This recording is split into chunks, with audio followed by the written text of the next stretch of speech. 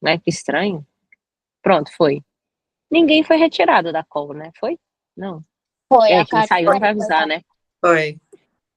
E algumas por que que o Google falou: "Pra eu gravar, eu vou tirar algumas pessoas da call"? Que é isso, gente? O que que vocês estão Porque fazendo de contra a lei aí, provavelmente que o as Google pessoas não não quer gravar? autorizaram estar participando de A gravação, entendeu? imagem é É, Ah, uso de tá. imagem. Eu falei: "Ué, gente, vamos dar uma revisada aí na vida, LGPD. né, sei lá".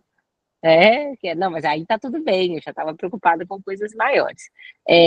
Pra eu não parar de ver vocês, eu vou tirar aqui o PPT, depois eu mando ele, e eu vou mostrar só alguns slides, de tempos em tempos, porque eu não tô com a minha segunda tela aqui, eu tô só com a tela principal.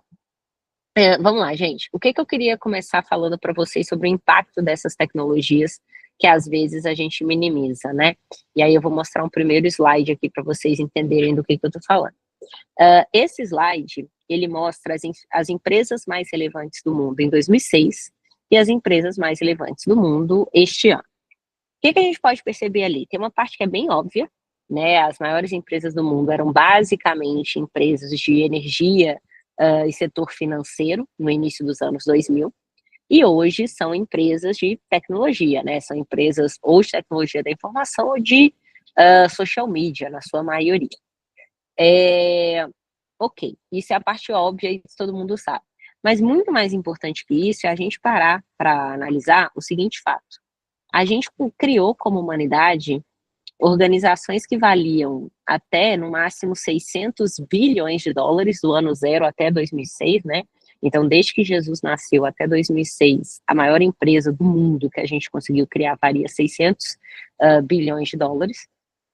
E alguma coisa aconteceu que em menos de 20 anos, para ser exato, em 18 anos, a gente conseguiu criar organizações que valiam 5 vezes mais que isso, 3 trilhões de dólares. Eu não sei se vocês já pararam para se perguntar por que que nos últimos anos a gente conseguiu criar tanto valor, né, tanto valuation para as organizações, o que que aconteceu nesses últimos 20 anos que fez as empresas poderem ficar de um tamanho 5 vezes maior do que as empresas que a gente conseguiu criar como humanidade até então. E a resposta disso é justamente o advento das tecnologias exponenciais. Tecnologias exponenciais são aquelas que seguem essas regrinhas aí, né? Esses aqui são os 6Ds das tecnologias exponenciais, que é baseado num livro do Peter Diamandis, que é um dos fundadores da Singularity, e que depois a aplicação dessa lógica em organizações, que vai gerar esse valor de mercado exponencial, ele foi feito pelo Salim Ismail no livro Organizações Exponenciais. E basicamente, o que que esse gráfico mostra? Tecnologias exponenciais são aquelas tecnologias que elas, a princípio, elas têm uma performance, elas começam digitalizando alguma coisa que já existia. Então, por exemplo, eu tinha a carta de papel, eu criei o e-mail, eu tinha um filme que era numa fita VHS ou num DVD, eu criei o streaming. Então, eu coloco no ambiente digital alguma coisa que já existia no mundo físico. No início, a performance dessas tecnologias, ela é pior do que o que eu tinha até então. Então, por exemplo, a primeira câmera digital tinha uma performance pior do que a câmera analógica, em qualidade de fotografia. E por isso que, na grande maioria das vezes, as lideranças, quando vão decidir adotar essas tecnologias, no início jogam contra, porque eles veem, poxa, por que que eu vou me desgastar, investir num negócio que hoje performa pior do que o que eu tinha até então. Até que ela chegou no momento que a gente chama de disruptiva, né, ou disrupção tecnológica, que é quando a performance dessa nova tecnologia ela é melhor, ou ela passa em capacidade da função que eu tinha na tecnologia anterior. Por que que isso acontece, né? E aí eu vou contar um pouquinho da história para vocês, porque eu acho que fica mais fácil de entender. Existe uma coisa chamada Lei de Moore. O que que é a Lei de Moore? Quando a gente teve o Projeto Manhattan, quem aí assistiu Oppenheimer? Levanta a mãozinha aí. Quando a gente teve o Projeto Manhattan, que foi o projeto de fazer a bomba atômica, na Segunda Guerra Mundial, diversos gênios foram, né, asilados ali nos Estados Unidos para trabalhar nesse projeto, muitos prêmios Nobel, né, se a gente, Nobel, eu acho. Muita gente que ganhou o prêmio Nobel foi exilado nos Estados Unidos para poder ajudar no projeto da bomba atômica. Então, se você olha a lista de quem participou do projeto, tem Prêmio Nobel de Física, Prêmio Nobel de Química, Prêmio Nobel de Matemática, enfim. Quando o Projeto Manhattan acabou, esses gênios ficaram nos Estados Unidos e eles começaram a trabalhar em vários lugares. Um deles, que era o Shockley, ele decidiu que ele queria abrir uma empresa de semicondutores, ele queria abrir uma empresa de transistores, né? Ele foi quem inventou aí o transistor, e ele se mudou para a Califórnia para poder abrir a empresa dele. Ele foi para a Califórnia porque a mãe dele morava na Califórnia e ela estava doente, enfim. Foi por isso que o Vale do Silício depois ficou na Califórnia, mas ele morava na outra costa dos Estados Unidos, assim como tudo que tinha até então, né? Que estava tudo na costa leste, foi para a costa oeste por causa dessa pessoa. E ele contratou ali, de MIT, né, Harvard, etc., alguns doutores recém-formados para trabalharem nessa empresa que ele ia abrir lá na Califórnia, que chamava Shockley Transistors, para trabalhar com ele. Esses doutores mudaram para a Califórnia para trabalhar com ele, só que o Shockley ele era um líder extremamente tóxico. E esse pessoal decidiu sair e abrir a sua própria empresa. Então, 8 desses doutores decidiram desertar lá a empresa dele e abrir sua própria empresa. Isso na época foi um escândalo, porque nessa época você tinha que ficar no emprego a vida inteira. E aí eles decidiram, conseguiram um investidor, um banqueiro, que deu dinheiro para eles abrirem essa empresa. Foi a primeira vez que a gente teve venture capital acontecendo, né? A primeira vez que o investidor de um banco pôs dinheiro numa empresa que ainda não existia, pôs dinheiro só numa ideia. Essa empresa cresceu, 3 deles saíram dessa empresa para montar sua própria empresa, 3 desses 8, e essa empresa foi, e ainda é, a Intel. Quando a Intel foi criada, um desses 3 executivos era o Moore, que era quem cuidava da produção dos semicondutores, e ele percebeu uma coisa muito interessante, que a capacidade computacional, ela crescia a uma proporção, a cada condutor que eles faziam, né, a cada transistor que eles faziam, a capacidade computacional, ela crescia a um ritmo constante, né? Ela crescia numa velocidade constante. E aí ele percebeu isso e ele começou a fazer projeções de qual capacidade computacional eles iam ter no futuro e já saber qual era o custo atrelado a isso.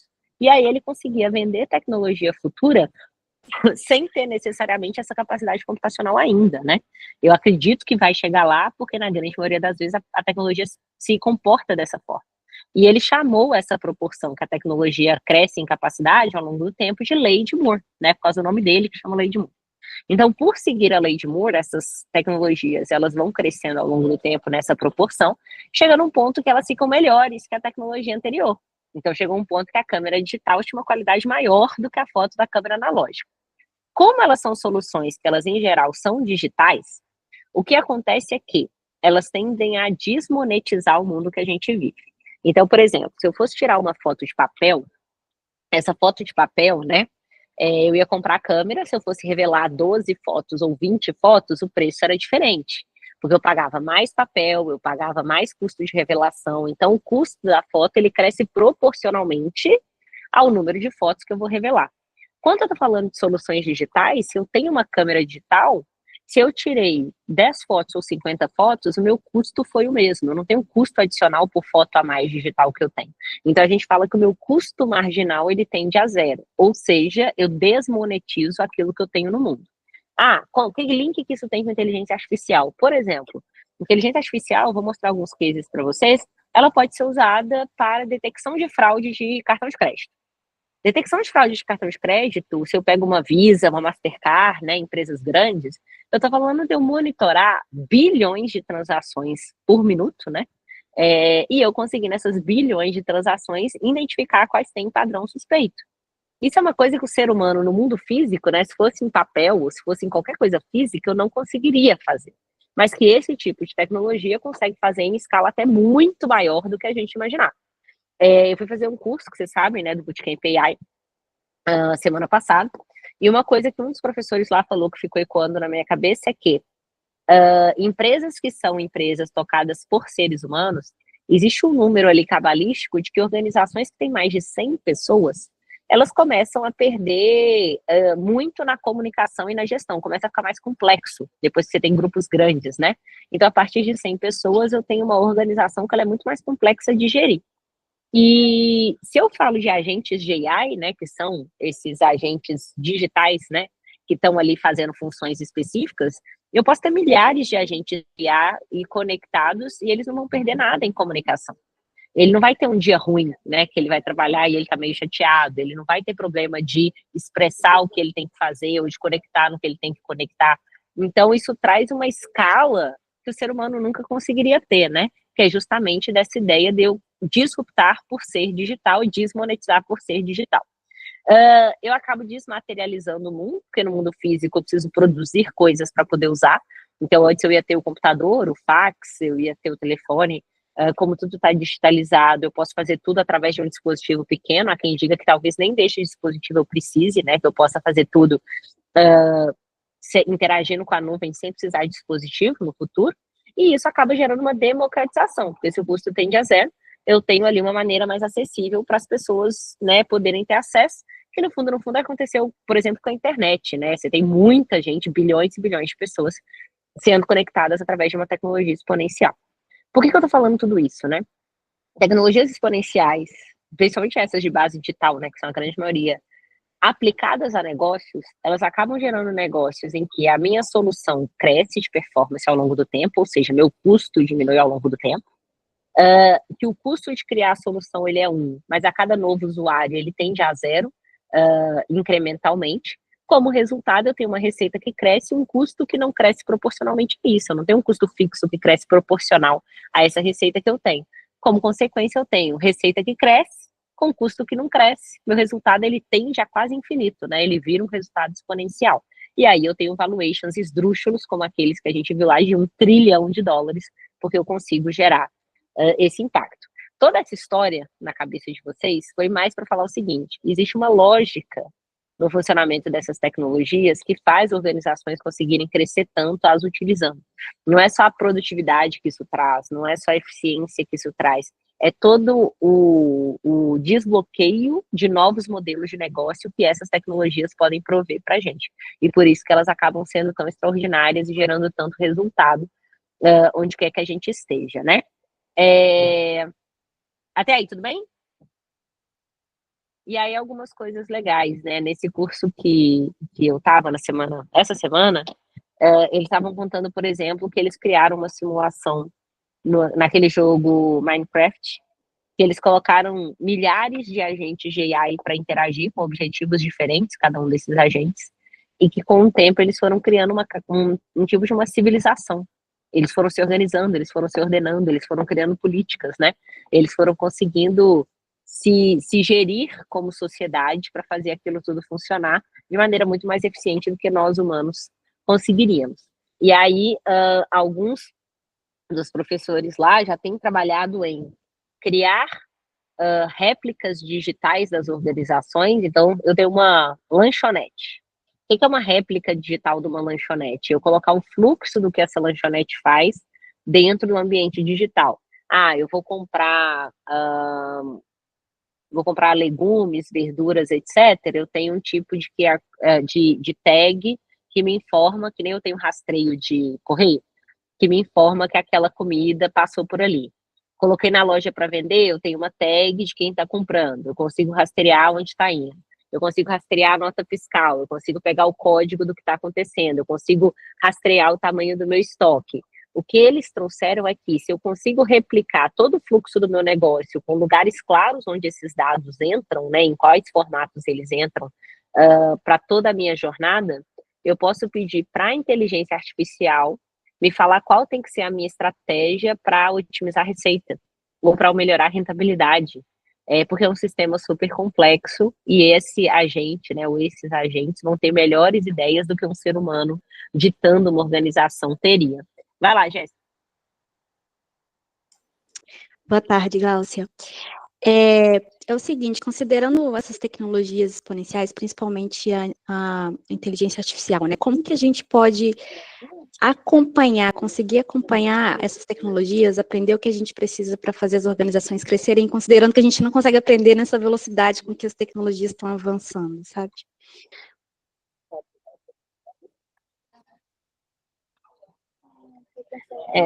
Então, eu vou falar um pouco hoje de use cases, mas assim, Eu acho que muitas das vezes a gente não tem que tentar entender necessariamente como as tecnologias funcionam, a gente tem que entender como eu posso usar.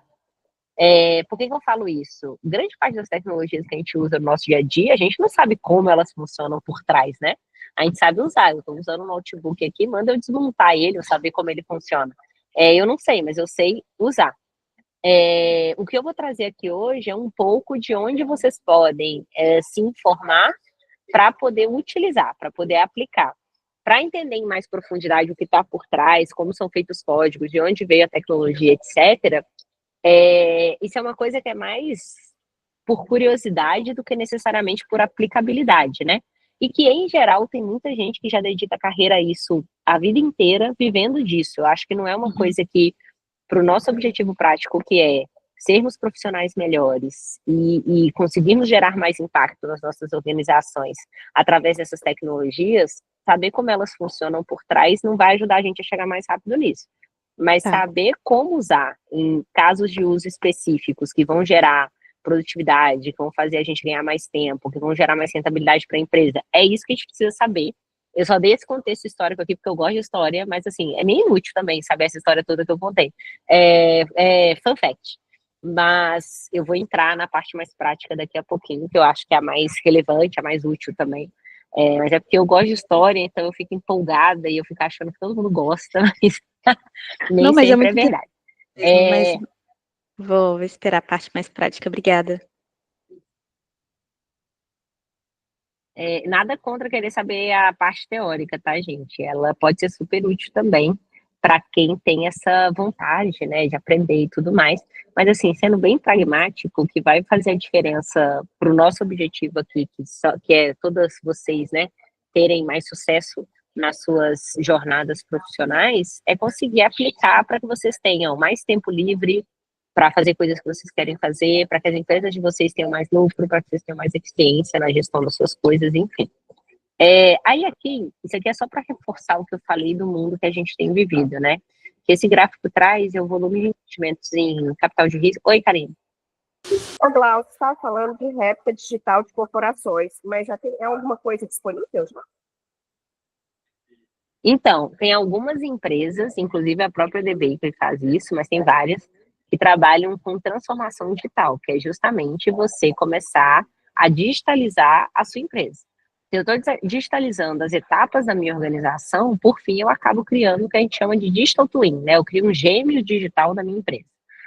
Não é uma coisa rápida, não é uma coisa barata, então não necessariamente é a melhor maneira de, no curto prazo, a gente ter resultado de AI. Não é.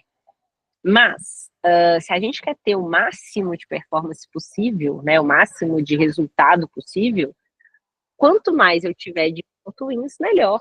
Porque o ambiente digital, ele te permite experimentar coisas que no mundo real você não pode experimentar, ou porque são muito caras, ou porque são muito arriscadas. E você pode testar, experimentar, ver outras formas de fazer, sem ter um risco tão grande atrelado como no mundo físico a gente tem, né? Então, por isso que acaba valendo a pena.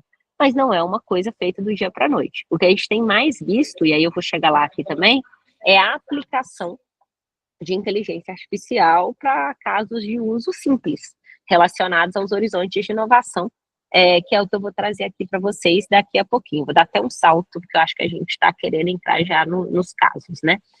Vamos lá. Só para a gente poder falar um pouco dos casos, antes de eu entrar nos casos de uso, uma coisa que é super importante da gente falar. Eu posso ter a estratégia da empresa como um todo sendo powered by AI e tudo mais, isso é uma coisa linda, mas está assim, no edge do que a gente poderia fazer. Primeiro que isso significa que eu tenho sensores em toda a minha cadeia, de alguma forma, né? Falei lá da lanchonete, eu ia ter que taguear cada insumo que eu compro, eu ia ter que taguear tudo aquilo que está no meu estoque, eu ia ter que taguear, eu ia ter que criar registros digitais de toda uma jornada que não é uma coisa simples ou super rápida de fazer. Hoje, eu teria que saber quais são dados que eu preciso coletar, quais são dados que eu não preciso coletar, a gente chama isso de digital blueprint, né? O que é a cadeia do que eu preciso registrar, e a partir daí começar a criar a modelagem de como uma coisa se relaciona com a outra, ou deixar a própria inteligência artificial começar a encontrar padrões. E aí eu vou fazer o primeiro disclaimer aqui, que tem várias formas de classificar a inteligência artificial, mas de maneira prática, A melhor forma de separar é inteligência artificial preditiva e inteligência artificial generativa. Claro que a preditiva também gera alguma coisa e tal, mas fica mais complexo de entender, então a melhor maneira da gente classificar existe inteligência artificial que ajuda a prever fenômenos, baseada em fenômenos que já aconteceram. Então eu pego ali o histórico de um equipamento meu, né? Eu tenho lá uma escavadeira. Aí eu pego o histórico dessa escavadeira, eu sei que eu tenho que fazer manutenção da escavadeira de tempos em tempos. Ao invés de eu fazer aquela manutenção preventiva, né? Eu sei que de 6 em 6 meses eu tenho que fazer manutenção, ou de ano em ano, para garantir que ela está performando. Eu consigo pegar indicadores que vão me mostrar exatamente em que momento eu preciso fazer. Às vezes vai ser mais tempo que isso, às vezes vai ser menos. Eu saio dessa ideia de um número padrão e eu consigo saber o número real baseado em indicadores como desgaste, baseado em indicadores com os sensores que eu coloco. Então, isso é manutenção preditiva. A AI preditiva, que vai criar esses modelos baseados nos dados que eu coletei. Quando eu falo da AI generativa, é aquela AI que ela cria coisas. Então, às vezes, eu não tenho exatamente qual é o link entre diversas coisas, eu vou sensorizar muitas coisas e esses dados em conjuntos com modelos de machine learning, né, que é a máquina que aprende, eu vou conseguir gerar agentes ou inteligência que vai conseguir me falar outros insights. Então, vai me gerar estratégias, vai me gerar explicações, vai me dar ideias. Então, baseado numa gama de dados, não é só prever um fenômeno que vai acontecer, mas é gerar produtos através disso. Produtos que vêm em forma de textos, produtos que vêm em forma de voz, produtos que vêm em forma de imagem, né? Então, essa é a principal diferença entre esses dois tipos de inteligência artificial. E aí, como que a gente classifica o uso da AI, que no final é o que importa para a gente, né? Primeira classificação que a gente tem do uso da AI é para o horizonte 1, né? Então, eu utilizar a inteligência artificial para otimizar processos que eu já faço para clientes que eu já atendo, né? Para pessoas que eu já atendo. Então, que vai gerar produtividade, vai gerar redução de custo, vai gerar esse tipo de coisa. Em geral, a gente investe, e aí eu vou pegar aqui de novo o meu material para vocês verem. Em geral, a gente vai investir neste horizonte 1. Deixa eu projetar aqui. Oi, vai lá. Vai lá, Dai, tudo bem? Não tô te ouvindo, amor, tá no mudo. Frase bem pandemia, bem 2020, falar para mim. Tá me ouvindo agora? Ô, Glau, você entrou nesse assunto, né, que você vai buscar até ali o material que você estava falando, você acha que necessariamente as empresas, para elas, né, se manterem aí disruptivas e tudo mais, olhando muito à frente e tudo mais, isso que a gente sempre prega, elas necessariamente precisam criar uma AI interna? Porque eu vejo muito disso, né? Agora, por exemplo, veio agora no WhatsApp e tal. No cliente que eu estou atendendo, ele desenvolveu uma e tudo mais. Você acha que necessariamente as empresas elas precisam sim desenvolver a delas, ou ela ainda vai conseguir se manter utilizando as ferramentas do mercado? Perfeito. Da resposta clássica de professor de administração, depende. Por que depende? Dados sensíveis, que são dados confidenciais para a gente, né, para qualquer organização, inteligência artificial de mercado, ela pode ser a base para você fazer. Quando a gente fala desenvolvendo a inteligência artificial delas, né, a gente tem algumas de mercado que todo mundo usa.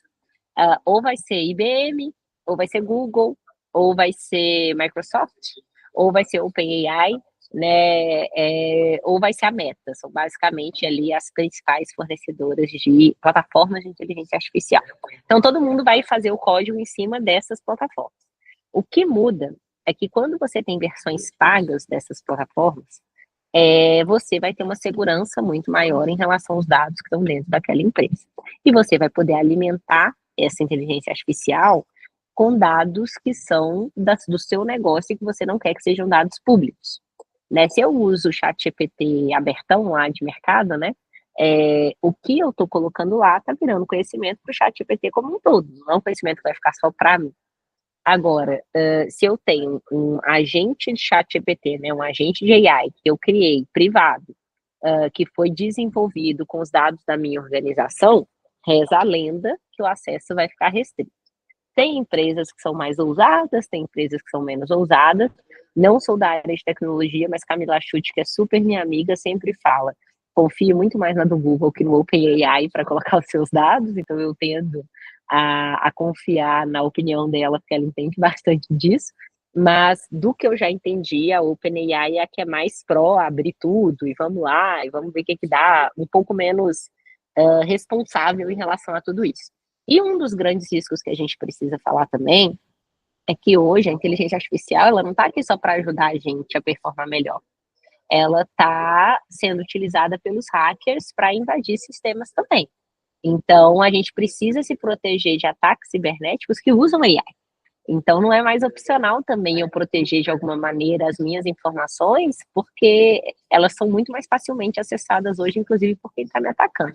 Então, quando eu falo das big techs, é claro que cada uma vai criar a sua, porque cada uma quer crescer vendendo ali subscription, etc., na sua. Mas a gente também não consegue. Agora, quando a gente fala das corporações que vão usar, vão escolher alguma dessas plataformas, a que for melhor na perspectiva do TI daquela empresa, para criar os seus próprios agentes, né? AI, gente, é ferramenta. Não existe esse negócio que o pessoal fala assim, AI errou. Se ela errou é porque ela não teve dados relevantes para ela acertar, né? A gente que programa, não é que é um pensamento sozinho, né? Eu penso por mim. Não é assim que funciona. E é super importante a gente falar também que a maneira que a AI pensa, né? A maneira que ela processa é muito diferente da maneira que o ser humano pensa. O ser humano, a gente consegue extrapolar criando coisas novas. Isaac Newton viu lá a maçã caindo, ele falou, olha, pensei na gravidade. Ele criou uma teoria. A AI nunca conseguiria fazer isso, porque o pensamento da AI ele é estatístico. Se a AI tem poucos exemplos, ela extrapola aqueles poucos exemplos como verdade absoluta. Então, quando a gente fala que a AI alucina, é isso, ela cria uma coisa que não é verdade porque ela está baseada na probabilidade dos dados que ela tem. Se você quer que ela alucine menos, você tem que dar mais dados para ela, porque ela fica muito mais assertiva do que o ser humano fica. Uma das classificações de inteligência artificial que eu gosto muito é a gente falar que até então as tecnologias sempre fizeram capacidades humanas que eram de arquivamento, né? Eu vou arquivar transações, eu vou arquivar conteúdo, eu vou classificar conteúdo para ser buscado na internet. As soluções que a gente tinha de tecnologia até então eram soluções de arquivamento. A AI é a primeira, que é de processamento. Ser humano, a gente terceirizou para a máquina o arquivamento por muito tempo. Né? A gente terceirizou para a máquina um monte de coisa que a gente não precisa decorar mais, porque eu consigo ir lá no Google e buscar aquilo. É a primeira vez que a gente está discutindo se a gente vai terceirizar processamento, que era uma coisa que até então era inerentemente humana. Tem um lado bom de ter o processamento fora da gente, que é o fato de que a máquina em várias coisas processa melhor do que a gente. Tem um lado ruim, que é queda de QI dos seres humanos, né? A gente perde capacidades porque a tecnologia faz por nós. Já tem alguns estudos que mostram que o GPS diminuiu a capacidade de visão espacial das pessoas, porque elas ficam usando a máquina para fazer. Tem alguns estudos que mostram que essa geração agora dos nossos filhos é a primeira geração que o QI é menor do que o dos pais na história, né? A gente faz tanta conta na calculadora que se pedir para a gente fazer uma conta de cabeça, a gente não consegue fazer mais. É justamente essa coisa da gente começar a terceirizar o processamento. E aí o grande dilema, a grande discussão é o que a gente não quer terceirizar, o que vai continuar sendo inerentemente humano, ou o que não vai mudar. Teve um professor no AI Bootcamp que ele também falou muito isso, né? Ele falou que muito mais importante que a gente perguntar o que vai mudar, é a gente perguntar o que vai ficar constante, né? O que não vai mudar. E aí ele fala que o que ele acha que numa perspectiva empresarial não vai mudar é que as organizações continuarão tentando ter mais rentabilidade e continuarão tentando ter mais eficiência. E que isso vai ser a regra, a forma de fazer isso que vai mudar, mas que essas duas características, não importa a tecnologia vigente, elas sempre vão ser muito importantes. Só que a AI já tem transformado muito como esse mercado funciona. Pegando o exemplo das próprias empresas de tecnologia, hoje a AI mais avançada que a gente tem, que é o ChatGPT 4OI lá, né? Ele já consegue fazer sozinho 80% do código. Eu vou mostrar para vocês aqui o agente de AI, como ele é criado. Eu não preciso fazer código. Eu explico como se eu estivesse explicando para um estagiário. Eu escrevo em texto o que eu quero fazer, eu faço um prompt em texto, e ele faz o código sozinho por trás, né? E hoje ele já faz isso para fazer cerca de 90% do código que antes era gente programando. No futuro, dizem que as novas versões vão fazer 100% do código. Então, eu não vou precisar mais ter a profissão programador, porque o própria ferramenta de AI, você explicando o programa que você quer fazer, ele vai executar por você. E aí, gente, falando de casos de uso antes da gente entrar lá no agente específico, casos de uso Horizonte 1, só que eu falei para vocês que são casos de uso que vão ajudar a melhorar o que eu já faço para quem eu já vendo, né? Deixa eu só tentar melhorar aqui a visualização para vocês. Isso. Primeiro exemplo, né? Fazer chatbot, que é justamente fazer atendimento ao cliente 24 horas por dia, 7 dias na semana. E agora eu não estou vendo mais vocês, tá, gente? Qualquer coisa grita aí. 7 dias na semana para resolver dúvidas e dúvidas complexas serem endereçadas para um ser humano. Exemplos reais de quem está aplicando isso. O Bank of America criou uma assistente virtual chamada Erika, que a Erika, ela faz atendimento ao cliente.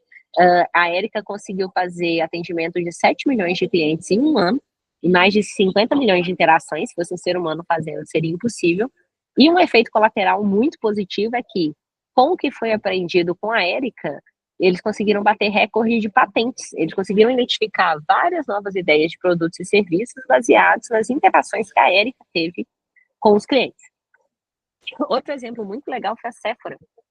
A Sephora usou inteligência artificial para criar um chatbot onde você consegue experimentar as maquiagens digitalmente, né? Então, eu coloco lá o rosto da pessoa, eu consigo colocar testes diferentes de cor de pele, cor de maquiagem, como as coisas funcionam.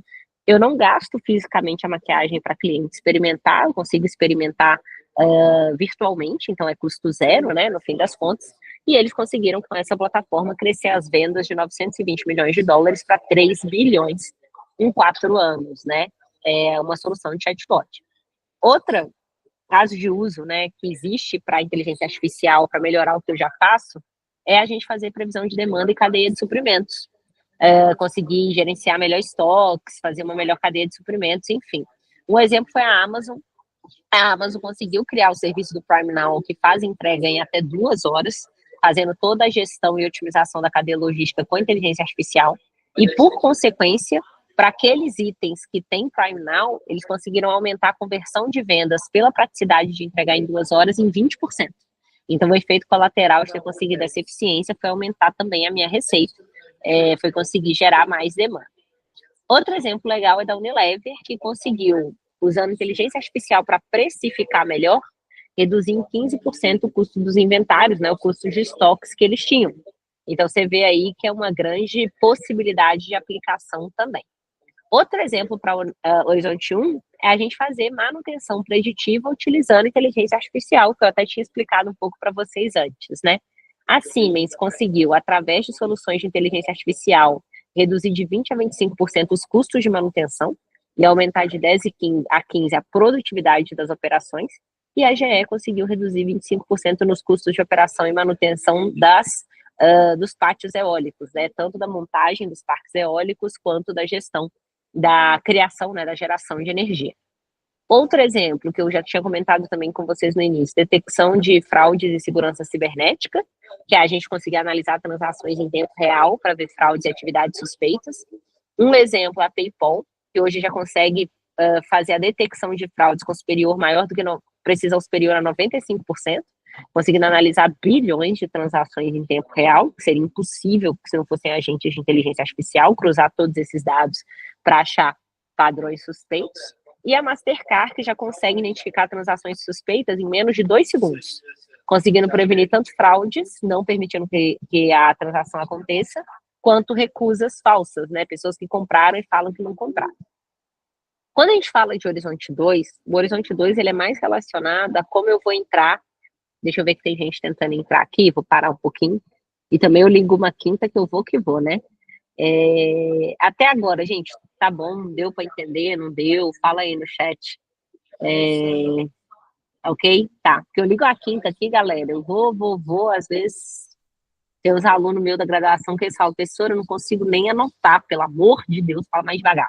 Então, qualquer coisa, vocês dão uma cutucada aí e fala, pelo amor de Deus, fala mais devagar que eu não tô entendendo nada. Aí eu volto aqui. Então, Horizonte 2. Horizonte 2, eu vou projetar daqui a pouquinho. Horizonte 2 é quando eu vou criar ou novos produtos, novos serviços para clientes que eu já atendo, então eu preciso de novas capacidades para conseguir desenvolver essas coisas, ou eu vou criar novos mercados para produtos e serviços que eu já forneço. Então, eu vou internacionalizar uma empresa, vender para um público-alvo que eu nunca vendi, etc. Então, as soluções que eu vou mostrar agora, elas são relacionadas a isso. A maior parte do meu capital investido de inovação vai estar nas soluções core, porque ali o mato é muito grande, eu tenho retorno ao investimento de curto prazo, eu consigo gerar muito valor. Uma parte vai estar no horizonte 2, né, vai estar ali entre 15% a 25%, e a menor parte vai estar no horizonte 3, que é realmente criar novos negócios utilizando essas soluções. E aí eu vou entrar aqui no horizonte 2 para vocês, depois a gente fala um pouco do horizonte 3. Falando de casos de uso do horizonte 2, né? Será que eu consigo passar aqui? Não. Primeiro caso de uso que eu tenho aqui é personalização e marketing, que é usar a inteligência artificial para registrar, né, traquear o comportamento dos seus clientes e conseguir fazer recomendações e campanhas de marketing que elas são quase personalizadas, né? Elas são feitas para aquela pessoa. Como que funcionava marketing normalmente antes de eu ter inteligência artificial e esse volume de dados que a gente tem? Eu fazia campanhas, né? Eu juntava muito dinheiro, fazia uma campanha de marketing que eu esperava que ela endereçasse uma população grande, né? Então eu fazia algumas personas e eu endereçar essas personas. Hoje, a gente consegue rastrear preferências e gostos num volume muito maior, e a gente consegue, com a inteligência artificial, personalizar campanhas para grupos muito menores, chegando até uma pessoa só, né, com aquela campanha acontecendo. Um exemplo é a Netflix, não sei se vocês sabem, mas hoje, aproximadamente 80% do conteúdo que a gente consome na Netflix vem de recomendações que o algoritmo fez pra gente. A gente tem aquela sensação de que a gente está escolhendo o que a gente vai assistir, mas o que vem de sugestão é baseado no que a gente gosta de ver, né? Ele vai aprendendo com o que a gente assiste e vai criando novos produtos e também oferecendo produtos que ele sabe que a gente vai gostar. Então, não é a gente escolhendo, é a gente tendo a sensação de que a gente está escolhendo uma coisa que já foi pré-escolhida para a gente 80% das vezes. Outro exemplo é a Coca-Cola, que utiliza inteligência artificial para ajudar a criar campanhas que são muito, né, são em targets muito mais específicos, aumentando aí o engajamento e a relevância da marca para públicos diferentes, se tornando até 4 vezes mais eficazes, né? Então, conseguindo gerar o quê? Público-alvo novo mercado, inovação Horizonte 2. Outro exemplo, aí Horizonte 2, por causa de novas capacidades, é usar a inteligência artificial para fazer recrutamento e seleção. Já tem várias empresas que fazem as fases iniciais de triagem de currículos, seleção de candidatos e as primeiras entrevistas usando AI.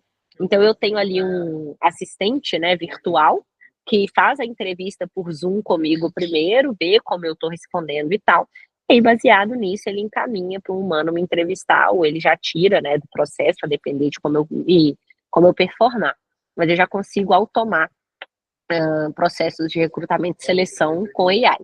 Um exemplo é a L'Oréal, que conseguiu reduzir o tempo médio de contratação em 70%, acelerando tanto a triagem de currículos e a condução de entrevistas com inteligência artificial. Outro exemplo é o Hilton, que ele conseguiu reduzir de 43 dias para 5 o tempo para colocar uma pessoa de vaga crítica para trabalhar na empresa.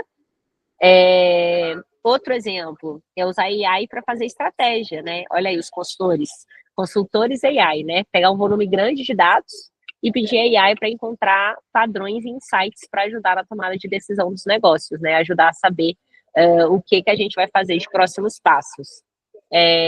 Gente, deixa eu só mostrar um negócio. Mel, vem aqui rapidinho. Isso aqui é minha rede de People. Olha o que ela está entregando para as pessoas 5h20 da tarde no escritório. Mel, mostra aqui, por favor, o que você está entregando para as pessoas 5h20 da tarde. São minhas mentoradas. Ela está entregando Heineken para todo mundo que trabalha na empresa. Dá um oi para a galera. Gente, sigam a Mel, ela é maravilhosa. Mel, entrega essa Heineken mesmo para ajudar a gente, hein? Gostei, tô ganhando corações. Você está ganhando vários. Você é maravilhosa. Mas eu não tô bebendo, amor. Não, fake news nada, só tô mostrando o quanto que você é maravilhosa. Voltando aqui pro meu material. Que ajudou aí, né, a inteligência artificial a ter insights sobre os estoques que ajudaram o Walmart a reduzir em 10% os seus estoques e melhorar a eficiência das operações e logística, né, que eles tinham por lá. Outro exemplo é a Procter & Gamble, que utilizou AI para ajudar a identificar insights de mercado e ajustar suas estratégias de venda para crescerem em mercados-alvo que antes eles não atendiam. Então, para encontrar tendências e estratégias de venda que podiam funcionar melhor para aquele público, né?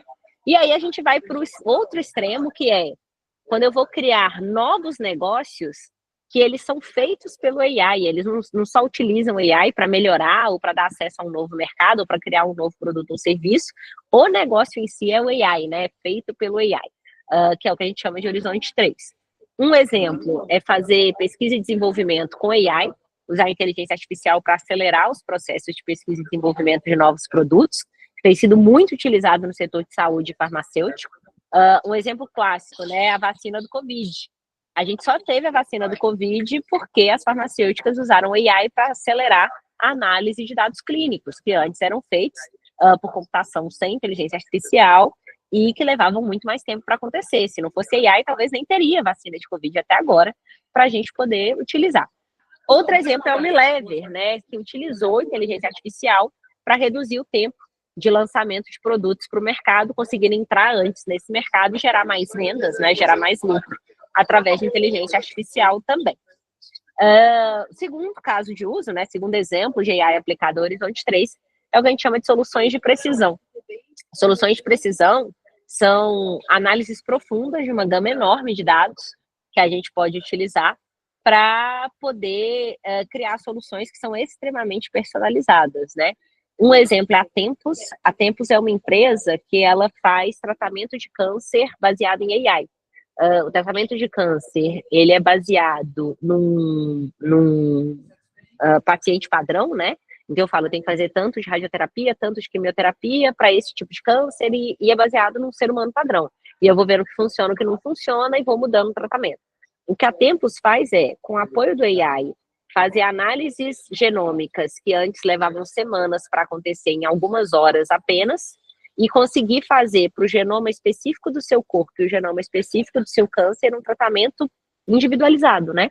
Um tratamento que ele é para você, para o tipo de câncer que você tem, para o tipo de pessoa, né? Para a genética que você tem. E aí, o índice de cura é muito maior, né? Porque eu estou falando de uma solução que ela é feita para um ser humano e não que ela é feita para um conjunto de pessoas. A gente só consegue fazer isso com a inteligência artificial. Imagina como eu conseguiria lidar com esse nível de dados e complexidade se fosse, né, com seres humanos ou computadores normais tentando computar. E aí um exemplo disso, da mesmo tipo de solução de precisão aplicada ao solo, é a Índigo, que é uma empresa que faz exatamente a mesma coisa, mas para genoma do solo. Então ele fala exatamente o que o genoma de dados solo precisa para a agricultura. Então eu não vou colocar aditivo, né? Não vou colocar aditivo em tudo, não vou colocar pesticida em tudo, não vou colocar semente em tudo, né? Eu vou entender o genoma específico para eu colocar os insumos específicos que aquele solo, aquele genoma precisa. Até agora, gente, como é que tá? Desespero, tá cheio de vaga, Jéssica. Entra lá no LinkedIn, sempre tem vaga, pergunta ali. Mas não é só bebê não, tá? A gente trabalha muito. Acho que a impressão não ficou boa. O pessoal tá pedindo para trabalhar aqui. Aqui, ó, fala aqui, por favor. Fala, tá fazendo o quê? Entregando um relatório, tá vendo? Tá bebendo, mas tá fazendo um relatório. O relatório fica até mais criativo, né? Vai estar fazendo um relatório também, que não é assim. Hoje tem até pizza aqui, tá rolando ali. Gente, funcionários felizes é igual dar comida, não é? Demos bolo de manhã, ficou todo mundo feliz. Agora pizza com cerveja, ficou todo mundo feliz. Segredo da alegria da comida para os funcionários, fique registrado. Todo mundo é feliz no ambiente que tem comida. Feliz e bem-humorado, é isso. O problema é que dá um monte de coisa que eu não como, né? Aí eu fico aqui assim, mas tudo bem. Vamos lá, até agora, tudo bem? Agora eu vou entrar em algumas ferramentas para vocês poderem utilizar e vou falar do agente do ChatGPT só para inspirar vocês a criar o de vocês também. Que, cara, é muito for dummies. Eu não sou programador, eu consegui fazer, qualquer ser humano consegue. Vamos lá. Deixa eu abrir aqui. Então, alguns exemplos para vocês começarem hoje, né? Ferramentas de AI que vocês já podem utilizar. O Otter ainda está em inglês, mas já vai ter em português, mas é bom para vocês conhecerem. O Otter, ele é um copiloto, ele é um agente de AI de mercado, que ele entra na sua reunião, ele pluga ali com o seu Microsoft Teams ou com o Zoom, enfim, Ele entra na reunião, ou por você, então, por exemplo, às vezes eu tenho 2 reuniões ao mesmo tempo, eu boto o Otter em uma e eu vou na outra. Ou ele entra contigo e também faz a anotação. Ele transcreve a reunião inteira, ele transcreve o que cada um disse, ele tira print de cada slide na hora que o slide muda, ele faz um relatório da reunião inteira transcrita, mas ele faz um resumo executivo do que foi a reunião, te dá em bullet points ali os principais insights. Sabe aquela reunião que podia ser um e-mail? Ele faz o e-mail, que poderia ser aquele e-mail, e ele, inclusive, te dá as impressões que ele teve da reunião. Fulaninho tá muito resistente, fulaninho tá apoiando a ideia, e ele troca uma ideia contigo depois. Meu time não curte, assim, às vezes nem deixa ele entrar, mas é muito legal, e é como se você tivesse um assistente ali que fica acompanhando o que você faz e te ajudando também. ChatGPT, a gente vai falar um pouco mais dele daqui a pouco, mas quem não tem uma conta no ChatGPT até hoje, por favor, faça, vocês estão vivendo errado. Jasper, que é uma ferramenta para geração de texto, também muito utilizada. Murphy AI é para quem tem preguiça de ler livro, então ele coloca o livro sendo lido por uma voz humana, que tem entonação, não é aquela leitura do AI que fala assim, que ninguém quer prestar atenção, ele faz a entonação, então fica empolgante. Clique é muito bom para gestão de redes sociais, gestão de conteúdo. Eu coloquei Starry AI, mas pode ser o Midjourney também para geração de arte, tem algumas conhecidas, né, para geração de imagens, vídeos, enfim. Crunchbase é uma base de dados para startups, NetBase Quid é AI aplicado para ter insights de nuvens de informação, pode ser nuvens de startup, nuvens de patente, nuvens de empresa, depende do que você filtrar. E o mais importante de todos, que é There is an AI for that, que é uma biblioteca de AI. Então você escreve o que você quer fazer, vai te mostrar 50 AIs que faz o que você quer fazer. Então você consegue saber que AI existe para tudo que existe na humanidade, porque hoje em dia existe AI para tudo, né? Então acho que aí são dicas bem práticas de coisas que dá para a gente usar. E aí a última coisa que eu quero falar hoje, antes da gente abrir para perguntas, porque ele é dedo duro. Ele é dedo duro mesmo, ele mete a real lá. E ele analisa do jeito dele, né? Não necessariamente vai ler todas as coisas, tem que usar com parcimônia. Eu vou entrar no ChatGPT, mas antes vocês têm alguma pergunta? Antes de eu ir para lá, querem falar alguma coisa? Estão felizes, estão assustadas? Como é que é? Tudo em inglês ainda. Vai lá, Cíntia. Primeiro, prazer. Nossa, é a primeira vez que eu estou aqui, estou adorando o bate-papo. Eu sou da área de tecnologia, então trabalho com AI já desde a época que era tido como coisa de doido. E está sendo muito enriquecedor, porque mesmo trabalhando na área, você está trazendo muitos insights que ainda não tinha visibilidade. Então, vou estar aqui nas próximas também. Ai, que bom. Gente, teve uma vez que eu fui fazer uma palestra. Ai, meu Deus do céu. Mandaram fazer uma palestra de AI, porque agora tá na moda, né? Todo mundo manda você falar de AI.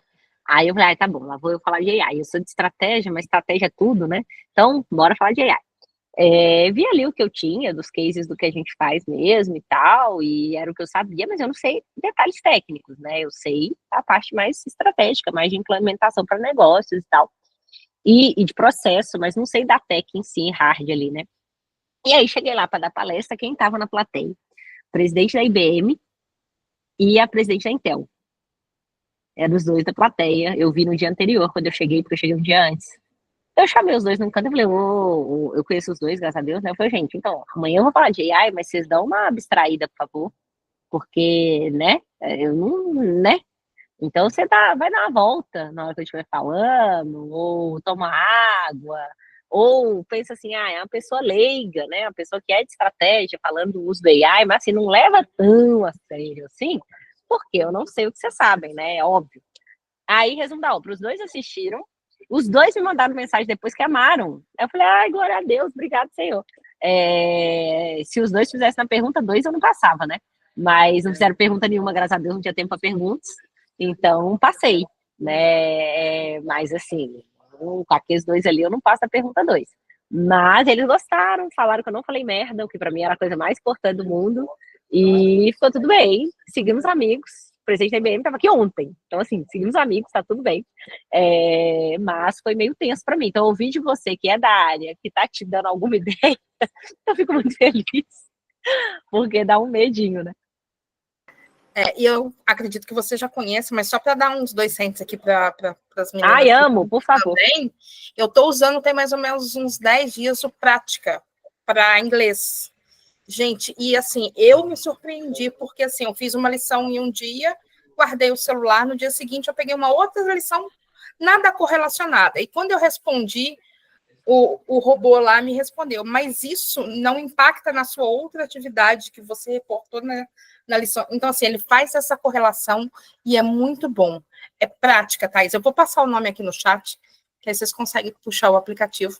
Eu consigo contribuir um pouquinho também com a comunidade.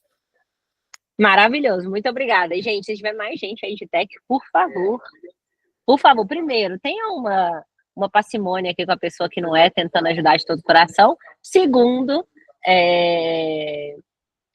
podem trazer insights também, práticas, ferramentas, podem mandar lá no grupo também, que a gente ama.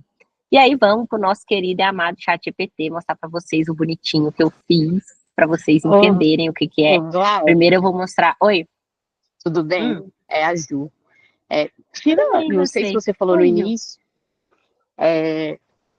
eles chegaram a falar sobre todas essas questões de posições que realmente irão sumir, profissões, que é uma coisa que sempre é debatido nesses temas. Eu estava vendo uma pesquisa recente falando que 60% das profissões atuais elas devem sumir realmente, e eles também falaram muito sobre a questão de vieses. Se você puder dar uma pincelada assim, de coisas novas que eles estão falando sobre esses dois temas, por favor, seria legal. Eu acho que do primeiro tema tem uma coisa que é meio unânime, assim, entre todos que eu vi lá falando e outros que eu leio e assisto também, que é falar que AI é ferramenta, né? É fim, não é meio, e que não é que as profissões vão ser necessariamente substituídas pela AI, algumas sim vão ser completamente substituídas, mas que muitos gestores vão ser substituídos por gestores que sabem usar AI. Então, hoje, a perspectiva mais de curto prazo não é a perspectiva de vai acabar o emprego para todo mundo, é muito mais de o quão mais eficiente um profissional é quando ele usa essas ferramentas ao seu favor em relação a qualquer outro profissional, e que isso vai subir a régua de performance do mercado todo. E aí, quando você sobe a régua de performance do mercado inteiro, isso vira um grande problema para quem não está na mesma linha de conseguir competir ou ser relevante e tudo mais. E aí a gente traz vários outros problemas aí que são aí muito complexos. Primeiro, a gente acha que a AI é unânime, mas é unânime nessa bolha que a gente vive, que é 0,1% da população. Se a gente vai na favela, se a gente vai na periferia, as crianças, as pessoas ali não têm nem ideia do que é inteligência artificial. E aí, quando a gente fala de um mundo em que a gente educa as pessoas e que uma parte da população está sendo educada tendo acesso e letramento nessas ferramentas, e outra parte não está, a gente cria uma desigualdade social que ela não é reversível mais. Uma criança que teve letramento em AI, quando entra no mercado de trabalho, uma criança que não teve, não existe essa coisa de sonho americano de que se eu me matar de trabalhar, estudar demais, eu vou conseguir prosperar. Acabou. Então, por isso que eu sou uma grande defensora da gente trazer letramento em AI para todo mundo, de entrar no currículo obrigatório da escola pública, de ser uma coisa, assim como eu aprendo a ler, eu tenho que aprender a ter letramento em inteligência artificial, porque senão eu gero uma desigualdade social que já é grande, muito maior. Então, hoje eu sou conselheira do Senai, para tecnologias educacionais, para ensino profissionalizante, né, que são aquelas pessoas que não fazem universidade, fazem curso técnico, e a gente já está falando disso, né, de no curso técnico, ao invés de eu aprender só tornearia mecânica, mecânica e tal, eu também aprender obrigatoriamente como eu uso inteligência artificial para fazer essas profissões, dentre outras tecnologias, né, robótica, a gente fala de várias, mas para conseguir dar para essas pessoas chance de prosperar. Isso é uma coisa que é um problema enorme. Outro problema enorme que a gente tem a gente vive num mundo, e aí eu já vou abrir, tá, Débora, de recursos limitados. Né? A gente está numa nave espacial, planeta Terra, voando aí no espaço, que é um sistema de recursos limitados. O nosso meio ambiente, ele já foi muito afetado pelo que o ser humano fez até hoje.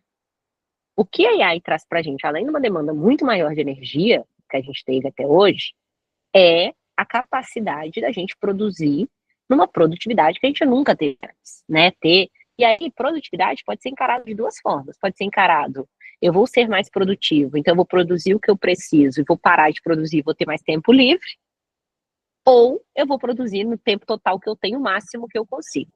O que seria uma decisão racional como humanidade já que a gente tem uma capacidade, uma ferramenta tão poderosa para a gente produzir cada vez mais. A decisão mais inteligente seria: eu vou produzir o que a humanidade precisa e o ser humano não vai precisar trabalhar tanto mais, vai ter tempo livre para fazer outras coisas. O que na prática tem acontecido? Todas as organizações que estão utilizando inteligência artificial estão jogando mais produto no mundo. Então, eu estou usando isso para eu produzir o triplo, para eu produzir 4 vezes o que eu produzia, para eu colocar mais lixo ainda num sistema que já está cheio de lixo.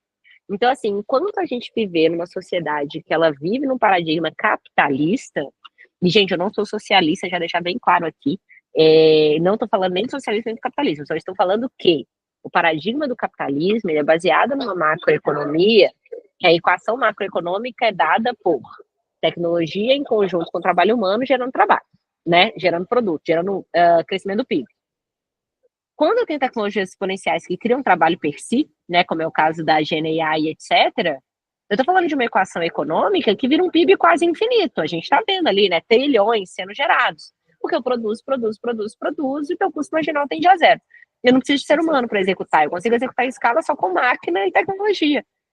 Se eu chego nessa realidade, eu consigo produzir 10 vezes mais do que eu já produzo hoje, se for a decisão capitalista. A decisão capitalista é colocar mais coisa no mundo para ter mais dinheiro em retorno.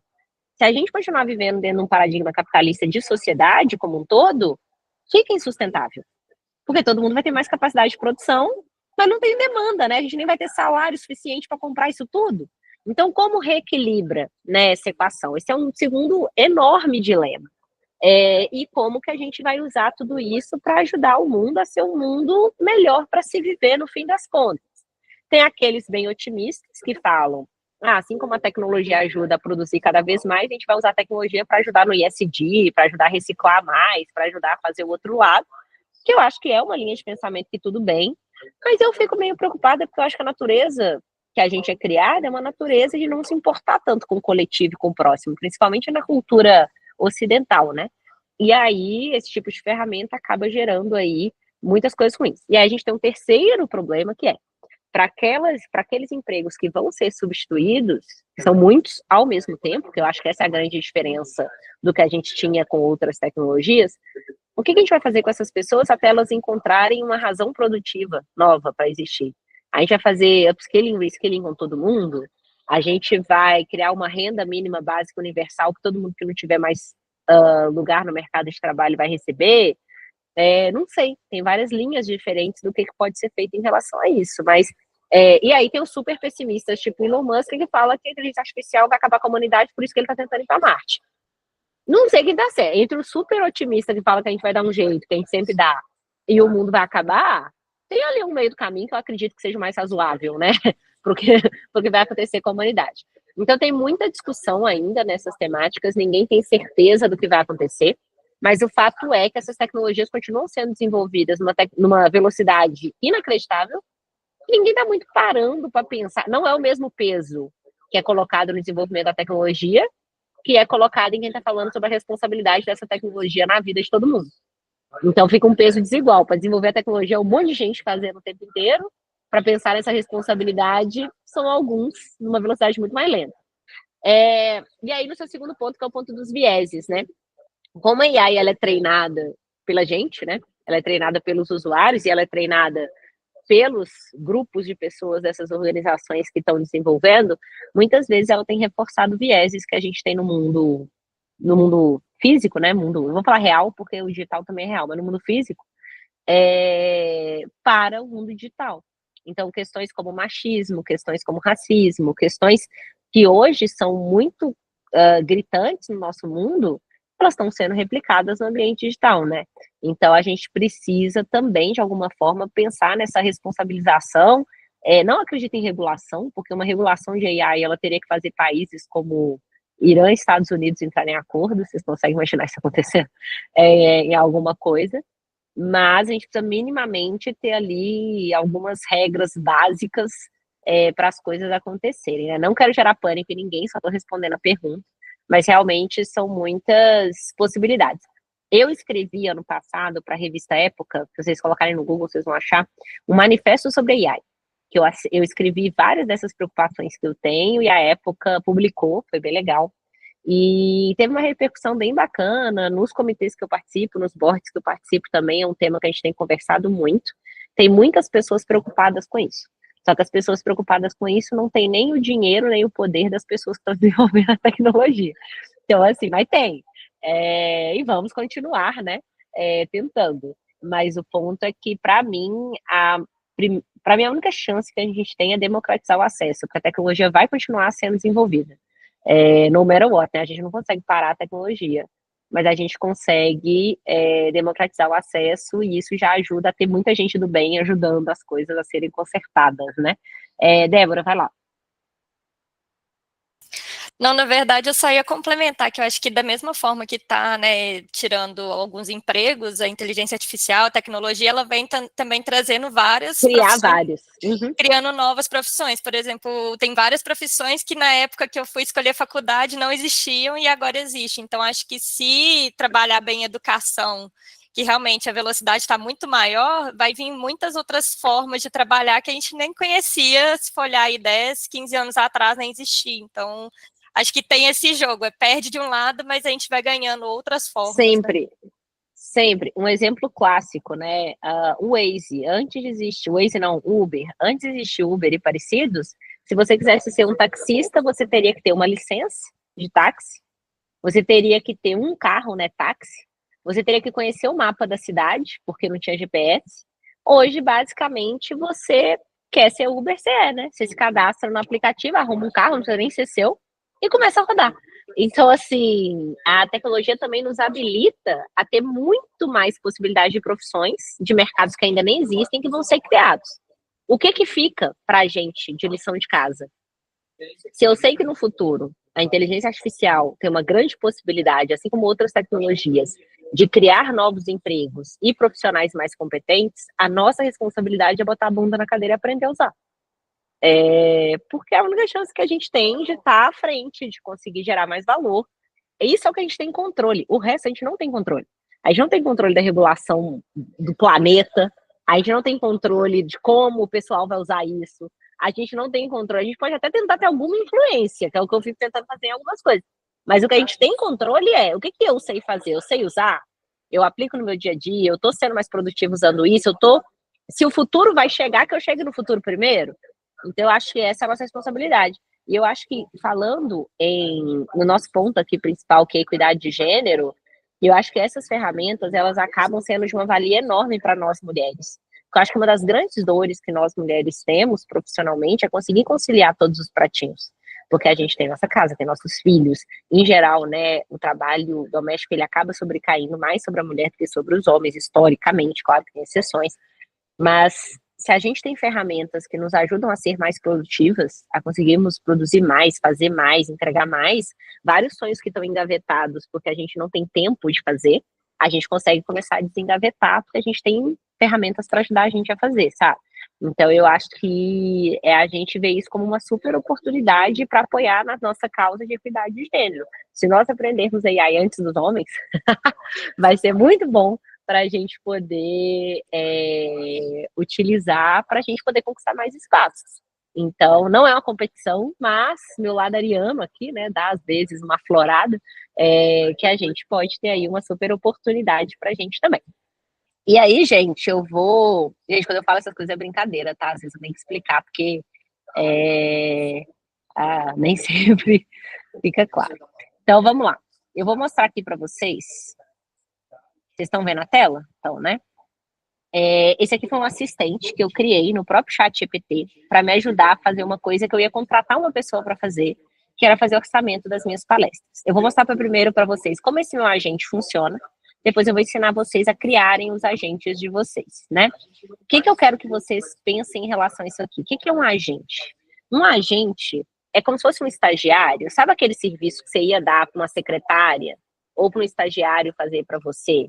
Que você pode ter um assistente virtual fazendo por você, é exatamente isso. E o que eu fiz aqui é o mais básico, simples, for dummies, não tem nem API, é só para funcionalidades do próprio ChatGPT, que eu vou mostrar para vocês como a gente usa, e para várias funções simples vocês podem utilizar. Então, por exemplo, sei lá, você é uma empreendedora que você quer fazer uma empresa que vende, sei lá, vende doces de Natal. Ao invés de você pegar os pedidos de doce de Natal no seu WhatsApp ali, que nem uma louca na mão, perder alguns e tal, você pode criar um link do ChatGPT, colocar que automaticamente todo mundo que te procurar vai ter um link lá no seu Instagram. Quem clicar vai chegar num agente desse aqui, já vai conseguir fazer sua encomenda, registrar tudo e vai linkar o contato com você. Tem gente que já faz isso no próprio WhatsApp, né? Um botzinho ali no WhatsApp que conversa com as pessoas. Aqui eu vou explicar para vocês o mais idiota de todos, que é o que vocês conseguem fazer sozinha a partir de amanhã para coisas bestas assim. Mas, gente, quem quiser se aprofundar em criar essas coisas de maneira mais estruturada, tem um curso que eu estou até fazendo do adapta.org. Eu vou escrever aqui para vocês, é bem legal. É como se fosse um Netflix de cursos de AI. E eles sempre estão atualizando, né? Você paga lá uma mensalidade, não é cara, para ter acesso, e você fica fazendo as videoaulas. Então, eles ensinam coisas muito mais complexas que isso aqui. Isso aqui é bem retardado mesmo. Eles ensinam coisas super complexas, mas que você já pode usar para marketing, para o seu dia a dia como executiva, para otimização de processo, para um monte de coisa. É muito legal. Vai lá, Karine.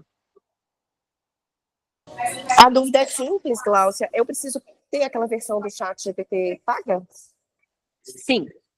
Sim, você precisa ter aquela versão paga do ChatGPT. Existem outras plataformas de AI, tá? Eu uso o ChatGPT aqui, mas tem várias que têm essas mesmas funcionalidades. Lá no Adapta eles ensinam umas 4, 5. E o Adapta não é o único curso de AI também não, tá? É o que eu achei que era mais acessível e mais dinâmico, porque são videoaulas curtas, assim, eu tenho um pouco de déficit de atenção, eu não consigo ficar em aula muito prolixa. Então, tem sido bem útil para mim. Mas tem vários. Colocar no YouTube tem um monte de gente que ensina de graça. Se colocar no TikTok também. Deve ter desses gratuitos também. Eu sei que no ChatGPT eu tive que pagar, mas também não é uma licença muito cara. Então, assim, às vezes a própria empresa já tem. Esse meu ChatGPT aqui é pago pela empresa. Eu criei um agente lá dentro. Então, não sou eu pagando. Então, também dá para tentar buscar aí essas possibilidades. Vou voltar lá. Então, voltando aqui, o que eu coloquei nessa abinha aqui, né? Eu coloquei alguns pedidos que já são meio esperados da pessoa fazer, ou a pessoa pode escrever aqui embaixo. Então, por exemplo, eu vou lá e falo, oi. Aí ele vai me responder, ele está buscando o conhecimento dele. Aí ele já começou, agradeço seu endereço, seu interesse. Primeiro passo, eu vou pedir para você olhar no calendário dela se ela tem vaga na data que você quer. Se a data não estiver disponível, tá aqui o celular e o e-mail dela. E aí, finjo que eu já olhei a data e eu falo, quero um orçamento. Aí, ele começa a falar, para eu fazer um orçamento, eu preciso dessas informações aqui. Aí, a pessoa responde tudo isso, ele vai e fala o preço. Falou o preço, ele vai chegar e vai falar, então agora aqui tá os dados dos próximos passos, tarará, tarará, tarará. Faz um save the date, enfim. Então, aí você pensa, nossa, deve ser um super programa de computador, meu Deus, como ele sabe tantos critérios e tal. Vou explicar para vocês o quão idiota é fazer um negócio desse aqui. Você vem no seu chat GPT da vida toda, deixa eu fazer um share screen aqui de novo. Você vai aqui, ó. Você vai aqui no seu chat GPT, vocês estão vendo? Seu chat GPT da vida toda, chat GPT normal. Estão vendo aí? Vai no seu chat GPT normal, vai lá na sua fotinha, vem aqui e fala, meus GPTs. Aí você vai pôr aqui, ó, criar um GPT novo. O que eu criei foi esse aqui. Aí no que você criou, né, deixa eu voltar aqui, meus GPTs. Você vai criar um novo, ele vai abrir essa tela aqui. Você vai vir em configurar. Gente, você vai escrever para ele como se fosse a criança de 5 anos. O nome dele, o que ele faz. Você vai escrever, você é um assistente virtual da Gláucia, você vai fazer isso aqui, se houver disponibilidade, você vai fazer isso aqui é como você faz o agendamento. Você vai escrever para ele como você explicaria para um estagiário o que ele vai fazer. Os botões que você vai pôr no início são os que vão aparecer aqui, e você vai pegar modelos de coisas que você utiliza que são relacionados a lá e vai linkar tudo aqui. Então, eu peguei propostas de palestra que eu já fiz, meu cartão CNPJ, coloquei tudo aqui, porque aí se alguém perguntar, ele busca na base de conhecimento dele essas informações. E pronto. E aí você põe update, aí o share aqui vai te dar um link, você manda o link para as pessoas. Eu linkei o meu no meu próprio Instagram, quando você põe ali a parte de propostas de palestra, coisa mais besta do mundo. Eu tinha escrito as primeiras instruções ali na descrição da minha cabeça, como se eu estivesse explicando um estagiário. No início, não estava respondendo como eu imaginava. Não estava respondendo como eu imaginava. Aí, o que eu fiz? Que me ensinaram aqui, os meninos que são DevOps, que eu amei, é uma dica de ouro. Pega o prompt que você escreveu, que é aquela explicação que você deu para o ChatGPT, chega no próprio ChatGPT e fala assim, então, estou querendo criar um ChatGPT, dei essas instruções aqui, como eu posso reescrever para o ChatGPT entender melhor o que eu quero fazer? Você cola lá, ele reescreve o prompt para você, para ficar melhorado para ele mesmo. Então, aí você cola aquilo lá, o novo que ele reescreveu, e fica perfeito. E, gente, isso aqui, eu não fiz nada de elaborado. Isso aqui é ligado com o meu calendário besta. E os links já estão lá na descrição.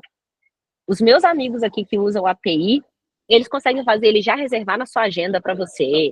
Eles conseguem fazer ele já mandar um convite para o cliente. Eles conseguem fazer ele retornar no seu WhatsApp. Ele vira uma secretária mesmo. Mas é porque eu não cheguei, eu estou ainda no nível básico. Eu ainda não cheguei neste nível, estou aprendendo aqui com os meus Telecurso 2000, com meus colegas aqui, mas chegarei lá para fazer também. Quem levantou aí primeiro, nem sei, quem levantou aí primeiro vai, que aqui não tem 1, 2, 3 que nem lá no Zoom. Não, só mas é legal demais, eu levei 30 minutos para fazer isso aqui, cara, 30 minutos, e eu ficava respondendo essa merda aí todo dia. Eu fiquei muito feliz. Oi, vai lá, Débora, perdão. Não, é que eu vi o pessoal tava reclamando que tava usando o ChatGPT, né, inteligência artificial para fazer seleção de currículo, e aí o pessoal começou a jogar o currículo no ChatGPT para ele ser selecionado. Aí é isso, pega do jeito que tá, como que faz o ChatGPT selecionar meu currículo? Ele reescreve seu currículo inteiro. Não, a Ana deu outra dica aqui, né? Você pedir para ele achar furos no seu próprio prompt, falar, me diga perguntas que se alguém fizesse, o assistente não responderia. Cara, é muito bom. Ele se programa sozinho, cara. A coisa mais linda do mundo. Enfim. Vai lá, Jéssica. Nesse caso, que eu vi que você colocou alguns documentos, até o cartão CNPJ, não tem risco de vazar informação confidencial? Então, esse teria, como a versão paga aqui da empresa, eu acho que menos. Mas eu coloquei coisas que eu não teria problema se passassem no Jornal Nacional, entendeu? Esse é o meu critério. Tipo assim, coisas que se acontecessem eu passar no Jornal Nacional, teria problema? Meu cartão CNPJ não é um deles, porque ele já está aí na rede, né? Quem quiser buscar meu CNPJ, ali acessa. Proposta minha de palestra, no máximo vai ver o design do meu PPT ali, não é um negócio que, nossa. Então, assim, eu coloquei coisas que se passasse no Jornal Nacional estaria ok. Se fosse dado de um cliente, se fosse dado, né, mais pessoal meu, apesar que meu WhatsApp tá ali, mas esse meu WhatsApp, cara, tá linkado no meu Instagram, por isso que eu não respondo ninguém, porque é muito acessível. Não respondo ninguém porque eu sou lerda, tá, gente? Eu não consigo responder tanta mensagem, eu tento. Não porque eu não respondo ninguém, porque, eu tenho essa resolução de vida, não é isso. Eu gostaria de responder todo mundo, mas não consigo. Então, eu coloquei coisas nesse critério. Por isso que eu fiz para uma coisa que eu já fazia ali no dia a dia, que era responder pedido de palestra, que muita gente me pede, e eu perdia muita palestra porque eu não conseguia responder. E aí, eu tava para contratar, tipo, um estagiário, um analista, alguém para me ajudar, só para ficar fazendo isso. Precificando palestra, vendo data, olhando a minha agenda, conferindo. Não preciso mais. O ChatGPT faz isso para mim. E aí, no final, eu já dei um comando que, quando fecha o que é o escopo da palestra e tal, ele dá um resuminho e ele fala, manda para esse e-mail da Glaucia aqui esse resumo do que a gente negociou, já com o preço, tudo negociado, e manda o save the date para a agenda dela aqui, que ela só vai confirmar com você, ou para o WhatsApp dela. Então, ao invés de eu ter que ter todas essas conversas que levam, às vezes, 2 dias, 1 hora, conversa para cá, conversa para lá, todos os tipos de mudança que a pessoa quer fazer, e se for presencial, e se for online, e se for em inglês, e se for em português, toda essa negociação ele já faz para mim. E agora eu estou criando um novo, que sou eu digital para o meu time. Eu estou treinando com os livros que eu mais gosto de gestão, porque você pode subir livro, ele pega o conhecimento do livro inteiro. Eu estou treinando com o que eu penso, ensinando para ele mais ou menos quais as filosofias de vida que eu tenho e tal, com todos os meus vídeos que estão ali no YouTube, tarará, para ele entender minha personalidade, para o meu time poder perguntar para ele coisas quando eu não estou acessível. Então, a Glaucia digital, tipo assim, eu tô no momento, a Michelle rindo. Eu sou muito esquisita, né, Mi? Eu tô num dia que eu tô em reunião, tô num evento, minha agenda é uma porcaria, eu consigo ser infinita. Tipo assim, qualquer analista pode trabalhar junto comigo, entendeu? E aí isso ajuda as pessoas a estarem mais próximas também. Tem uma empresa na China, chama NetDragon, que é a primeira empresa que é, talvez até para as mentoradas, dá para eu fazer, olha, dá para vocês conversarem comigo. Tem uma empresa na China que ela tem a primeira CEO AI do mundo, ela foi treinada com tudo do Jeff Bezos e Elon Musk somado, e o CEO é um AI.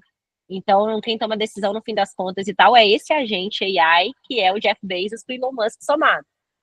Podia colocar com uma personalidade mais boazinha, né? Colocar o conhecimento dos dois, mas com uma personalidade um pouco mais fofurinha. Mas, cara, é isso. Então, eu tô criando o eu digital. Esse é meu próximo agente AI que eu estou programando, aprendendo a programar é esse. E minha próxima meta é pegar o meu de palestras para poder ficar mais maduro, assim, sabe? Para ele poder já mandar os links. Eu quero entrar nesse rolê aí de API bonitinho e tal. É minha nova empreitada. Estou aprendendo. Vai lá, Jaque.